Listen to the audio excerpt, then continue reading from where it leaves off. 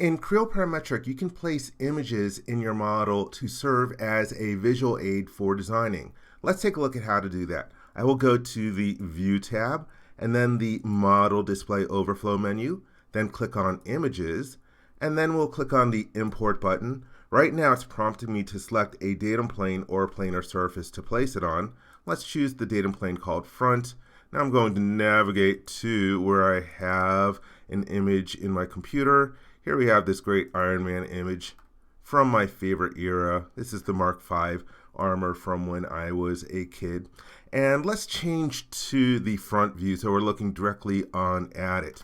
When you bring in the image, by default, it's going to be placed at 50% transparency. So this can be used as a visual aid for designing. And this images command was originally in the ISDX module for creating style features, which is a super feature consisting of curves and surfaces. And you would bring in images like if you had some artwork that was created by your industrial designers, and then use that as the visual reference for creating the various different curves. But now the images command is available in standard mode. From the drop-down list, I can change it here to 100% transparent, which means I can't see anything, or 0% transparency, and that's what I like.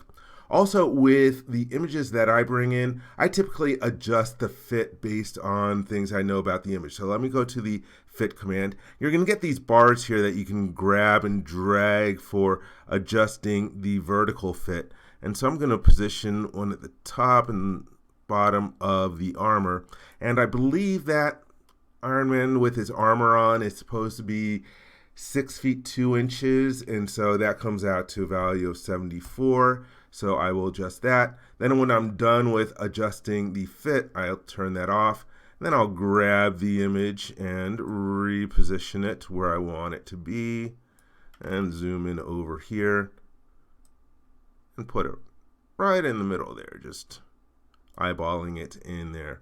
And so that is good for placing the image. Let's hit the check mark and turn off the display of my datum planes. And now I've got that in there that I can use for designing. If you have side images as well, which typically is something that might be generated by your industrial designers, you might put that on a perpendicular plane to the main one. But that way, again, we have this image in here.